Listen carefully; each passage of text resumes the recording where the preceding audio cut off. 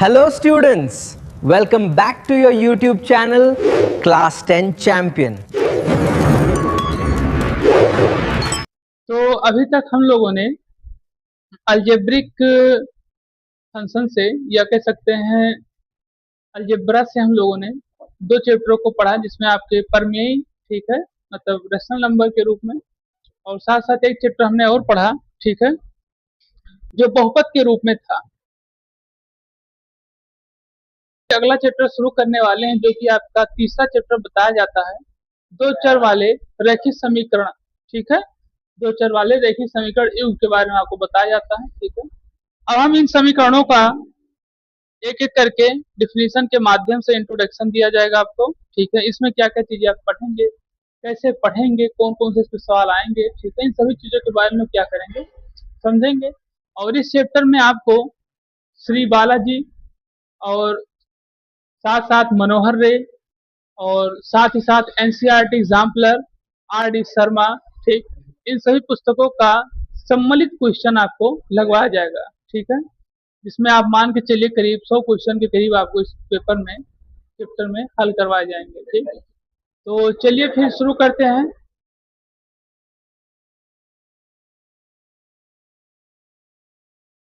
तो हम लोग आज से शुरू करेंगे एक नया चैप्टर, ठीक है, जो कि आपका चैप्टर नंबर 3 है, और दो चर वाले रैखिक समीकरण युग के बारे में हम लोग जानेंगे कि कैसे ये युग्म तैयार होता है, ठीक। अभी तक आप लोगों ने क्लास 9th में एक चर वाले रैखिक समीकरण को पढ़ा होगा, ठीक है, और इसमें हम लोग जानेंगे कि दो चर वाले रैखिक समीकरण होते कैसे हैं, ठीक है, और ये कैसे कार्य करते हैं, ठीक है। इन सभी चीजों हम लोग क्या करेंगे, समझेंगे। तो सबसे पहले एक बार हम पीछे का कुछ रिकैप कर लें, रिवीजन कर लें, ठीक है, जिसमें हम लोग दो चर से एक चर में कैसे थे और कैसे एक चर से फिर दो चर में आ गए, ठीक है, और हम उभय चर बन गए। चलिए देखते हैं। तो जैसे एक चर वाले रैखिक समीकरण को हम लोग देखें तो इसे दिया गया है, मान लीजिए 3x माइनस 20 इक्वल टू 2 दिया गया, प्लस 20 इक्वल टू, ये आपको ऐसे क्वेश्चन दिए जाते थे क्लास 9th में, ठीक है। ये एक चर के रैखिक समीकरण होते थे। अब इनको अगर हल करने में हम देखें तो ये हमारा हो जाएगा 3x, ठीक है, ये यहाँ पे प्लस में इधर जाएगा तो माइनस हो जाएगा,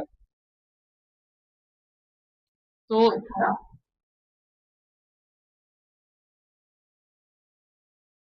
ठीक, तो ये हमारा हो जाएगा -18 और x इक्वल टू -18/3 और x इक्वल टू -, तो ये हमारा आता था ये, ठीक है। अब इसी को अगर हम लोग रिचेक करना चाहें, ठीक है, रिचेक करना चाहें कि सही आया कि गलत, तो हम लोग एक प्रक्रिया करते थे, 3 को -6 x की वैल्यू रख देते थे, प्लस 20, यानी कि कितना हो जाता है ये -18 प्लस 20 कितना होगा, यानी कि x की वैल्यू हमारी सही है। ये होती थी हमारी रिचेक। तो ये हमारा हो जाता था एक चर वाले रैखिक समीकरण। इसी तरीके से हम लोग अब दो चर वाले रैखिक समीकरण को क्या करेंगे, पढ़ेंगे और समझेंगे कि कौन कौन से नियम को फॉलो करता है, कौन कौन सा नियम इस पे उपयोग में आता है, ठीक। तो चलिए फिर शुरू करते हैं। तो दो चर वाले रैखिक समीकरण जो हैं, ये कुछ विशेषताओं पे कार्य करते हैं। जैसे कौन कौन सी विशेषता, ये पहले हम जानेंगे।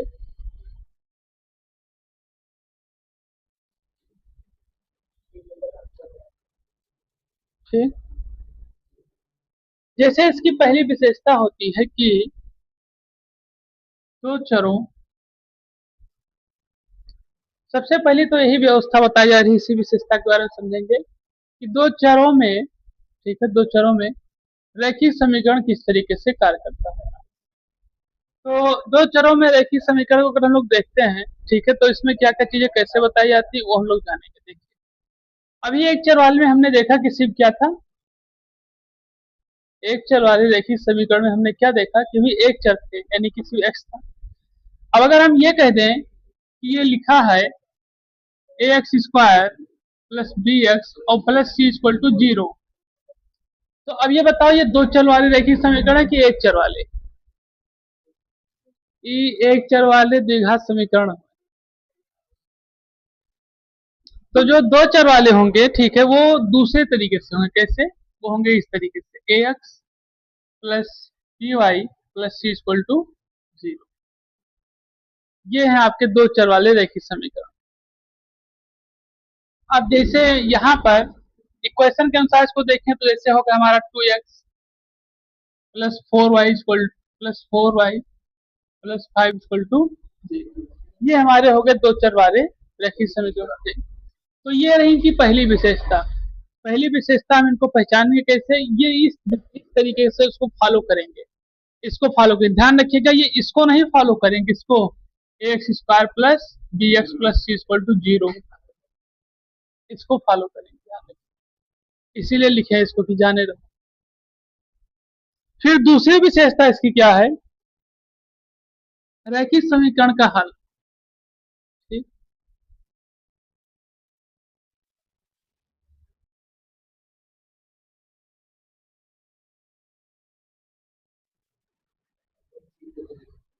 रैखिक समीकरण का हल।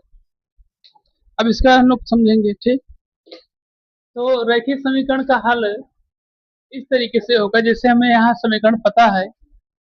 ठीक है, जैसे समीकरण हमें पता है A X plus B Y plus C equal to 0। ठीक, तो इसको जब हम लोग हल करेंगे तो इसकी व्यवस्था अलग तरीके से होगी। कैसे?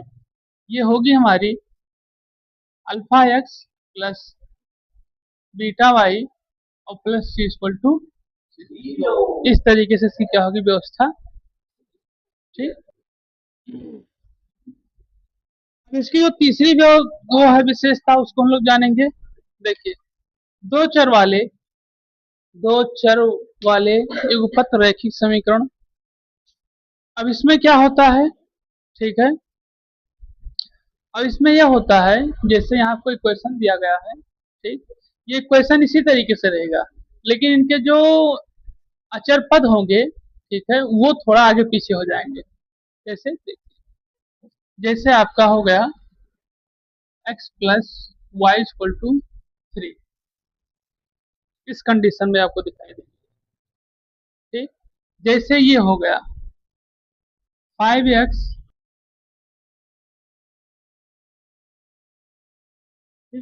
इस तरीके।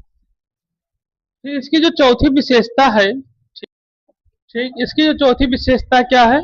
संगत युग्म। ठीक, अब संगत युग्म क्या कार्य करता है इसमें? ठीक, संगत युग्म के 3 नियम है। ठीक है, इसके कितने? 3 नियम है, और तीनों नियम इसी के बाद समझेंगे। ठीक, इसको आगे संगत समझेंगे। ठीक, तो ये है इसकी 4 विशेषताएं। ठीक, इन 4 विशेषताओं के माध्यम से हम लोग दो चर वाले रैखिक समीकरण को क्या करेंगे? हल करेंगे। और जो तीसरा जो 3 नियम है, ये भी आगे हम फिर समझते हैं। ठीक, तो इसको आप नोट कर लीजिए, फिर हम लोग आगे बढ़े।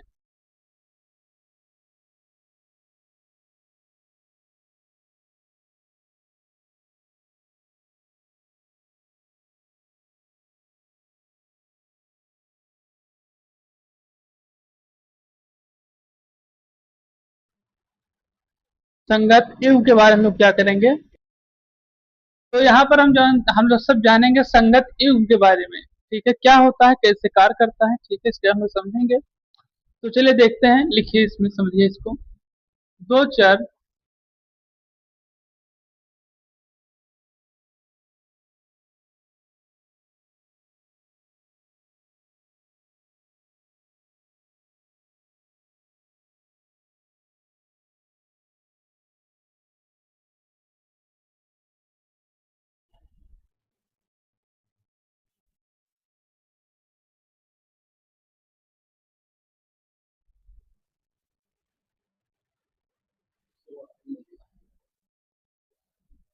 चलिए नोट कर लीजिए इसको।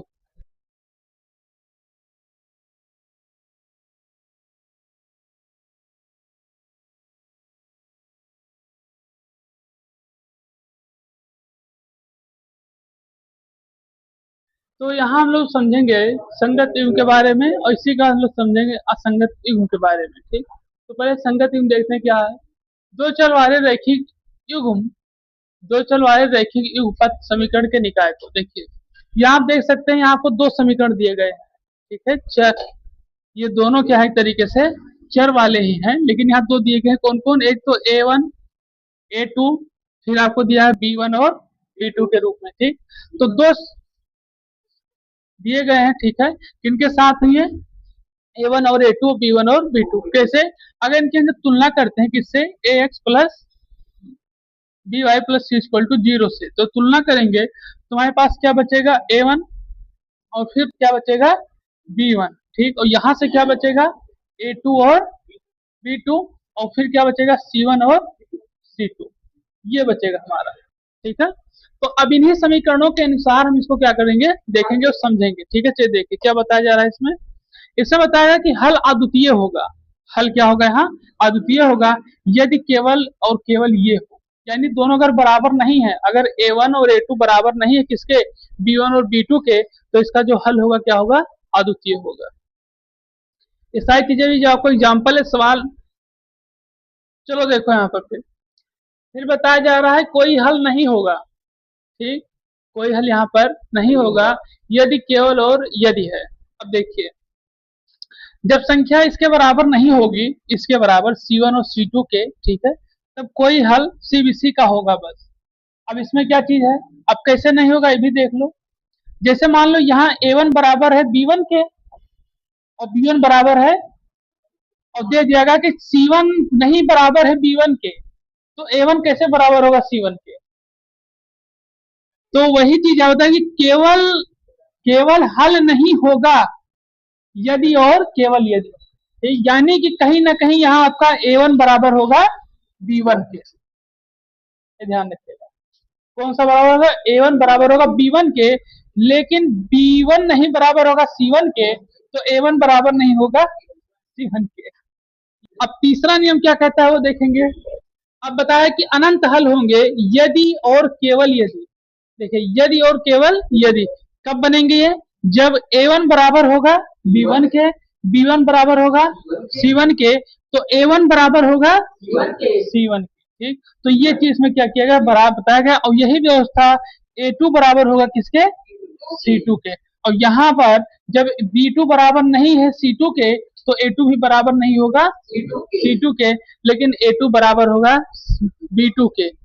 ये ध्यान रखिएगा। ठीक, तो ये आपको बताया गया संगत युग्म के बारे में। अब हम लोग समझेंगे असंगत युग्म के बारे में। ठीक है, किसके बारे में समझेंगे? असंगत युग्म के बारे में। ठीक, चलिए देखिए।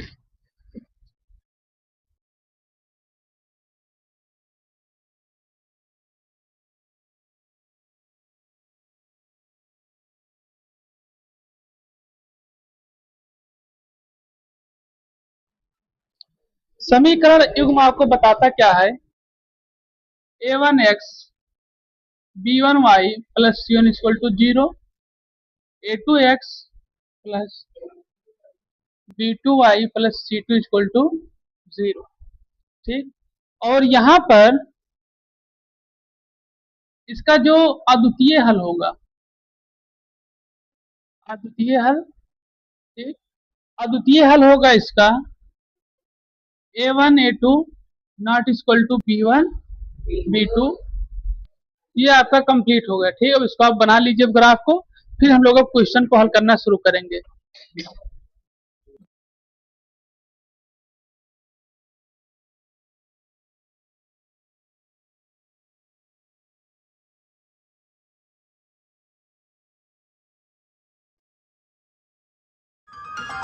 चैनल को लाइक करें, शेयर करें, सब्सक्राइब और